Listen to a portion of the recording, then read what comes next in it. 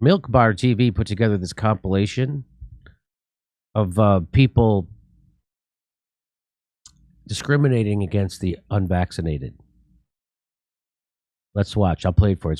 It's just like 2 minutes long. Watch. The community that faced the most restrictions on their freedoms in the last year were those who made a choice not to be vaccinated. Premier of Quebec, François Legault, announcing a Canadian first that the province is looking to implement a special tax on the unvaccinated unless they have a medical exemption. Nation by nation, Europe is turning into a two-tiered society in which those who refuse to be vaccinated will live under lockdown, without full access to society or jobs, facing fines and even jail. Tonight, millions of unvaccinated Austrians on lockdown for at least the next 10 days. An order from the government as the country tries to slow the spread of the coronavirus. The unvaccinated have already been in lockdown for almost a month. And next year will have to pay $4,000 in fines every 3 months unless they not only get vaccinated, but get booster shots. Germany's COVID restrictions have been so draconian, this German mother says her 10-year-old daughter wants to die. Philippine Commission on Human Rights warning government about implications of President Duterte's order to bar unvaccinated people from going outdoors. The CHR says the order may result in undue discrimination. You probably don't see it like this as two different classes of people. If you're vaccinated or if you're unvaccinated, you have all these rights. If you are vaccinated... That is what it is. So, yep. The vaccine mandate has kicked in for more than 1 million authorised workers, no longer allowed on site if they haven't had a jab. And there was never any science behind any of it. And that doesn't outrage people. It outrages me, but it doesn't outrage the majority of people who voted for Joe Biden. It doesn't outrage the majority of people who are going to vote for Joe Biden. It doesn't outrage them. I was a Democrat my whole life. What happened that you stopped being outraged by being lied to by Big Pharma and the government in such an egregious way? Anyway, here we go. Back to this. And you turned into authoritarian Nazis. Just like that. Bodily autonomy out the window. My body, my choice. You bent yourself in a pretzel to get rid of that. Here we go. If an employer allows an unvaccinated staff member on site, they can be fined more than $21,000 and the business will be hit with almost a $110,000 fine. Workers who falsely claim they've had the jab will wear a $10,000 fine. There's people that don't want this mandatory vaccine. How do we manage that? Well, then they won't be going to work.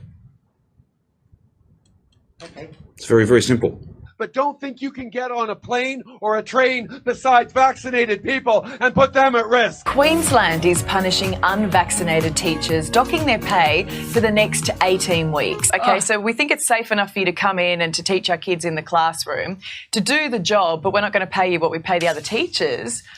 I don't know about this. The fingerprints of unvaccinated teachers in New York City were allegedly sent to the FBI with problem codes flagged on them. When the city puts these problem codes on employees who have been terminated because of their unconstitutional policies, not only do they have this flag in their files, but their fingerprints are sent with that flag to the FBI and the New York Criminal Justice Services. With every teacher job, fingerprints are essential. So whatever job I decide to pursue, they will have to get my fingerprints and do the necessary search to see if there are any flags. And now I know I have these flags.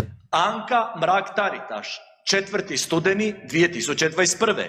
Citiram, sada je trenutak da se kaže ljudima, ne možete više nigdje ako niste cijepljeni.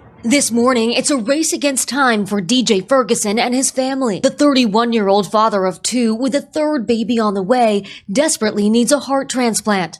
But his mother says Brigham and Women's Hospital in Boston says DJ can't receive an organ donation because he won't get a COVID vaccine. It is almost common policy to say, if you don't have all your vaccinations, including COVID, you're going to be less eligible for a transplant than other people who are going to do better with a scarce heart. Dr. Berecki, 23. travnja, citiram, svijet bi bio puno ljepši bez necijepljenih.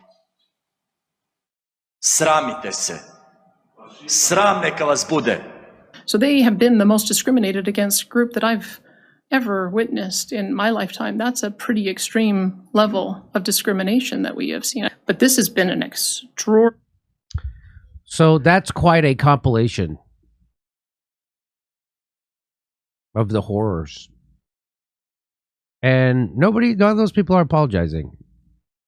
They're just going right on. They're still doing it. I still see people using the term COVID minimizers. I still see people that just with that kind of brain rot. That they're still wearing masks in public, outside, and using the term COVID minimizers.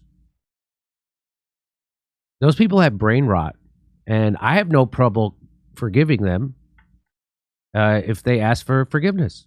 I have no trouble. I know what it's like to be scared, and you don't act like you think you would in a tough situation. But all those people who are still wearing masks outside and calling people COVID minimizers and blocking me on Twitter for telling the truth about COVID and saying shit about me on Twitter for telling the truth about COVID. Now you know how they would act when times got tough. Now you know they would immediately go along with the regime. They would immediately throw you under the bus. Anybody who got outside the cult, and they wouldn't stand up for their principles, the principles of bodily autonomy and my body, my choice. And how about the principle of always being skeptical of big pharma and government, especially when they come together to mandate an experimental medical treatment? No. So those people showed that they were weak-minded, right? Right? Like the guys who tortured people for the military, and then they feel bad about it later. They couldn't believe that they were that weak-minded, that they would torture someone because they were told to by someone with authority. They would torture someone. They're weak-minded. And that's what these people are. They're weak. They might have all the principles. They might know they might virtue signal better than anybody and pretend to care about minorities. They don't give a shit about them. As soon as the government and Big Pharma got together and said, you throw those people in a camp, they were like, let's do it.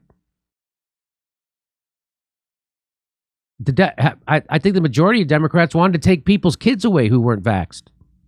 Remember that? Remember that survey? Remember that poll? Take their kids away. So all those people, and they're still doing it. When you see the people out in the public outside with the masks on, they're still doing that. And they're not upset that they've been lied to. They can't let go of the lie. Because it's too painful for them to have to shift their worldview. It's like, oh, wait a minute. Yeah, you're supposed to always question Dr. Fauci, the FDA, the CDC, and Big Pharma, and especially the government. You're supposed to always question them. And shame on you for shaming people for questioning it. And I'm not ever going to I'll forgive those people if they ask for forgiveness. I'm not as big a person as Joe Rogan. I'm not. Joe Rogan has just already forgiven those people. Right? That's a kind of character hopefully I can acquire. But I'm not going to let them forget about it. And if they even when they apologize, I'll accept their apology and I'll forgive them, and I won't hold a grudge. But that's never coming. That's never happening.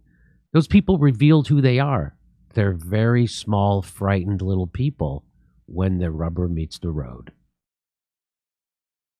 Those are the people that would have turned the Jew into the Nazis. And if anybody, and again, the people who were supposed to push back against this didn't. The people who were supposed to push back against the COVID narrative didn't. In fact, they did the opposite. People who called themselves progressives, coming on here telling you should have to take a experimental medical treatment. with no long-term studies because the guy in the TV told you to. Completely abandoning their values. Chomsky. Again, I could forgive Chomsky. He'll never ask for forgiveness. In fact, he'll never even bring up or admit that he was wrong. And it turns out Chomsky's just as big a narcissist as all the people he's always critiqued his whole life. He's super smart. He was also a super big asshole when it came to COVID. And Medicare for all, by the way. And every election every 4 years. But super still glad he wrote Manufacturing Consent. I think Ed Herman actually wrote most of that book. Okay. But of course, the WHO knows what they're doing. They're the ones. And they're the ones who tell you, I got to tell you, the vax is super safe and effective.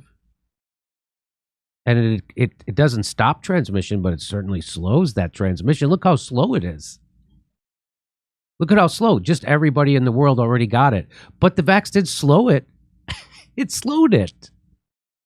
And it kept all those people from becoming hospitalized or super sick or dead.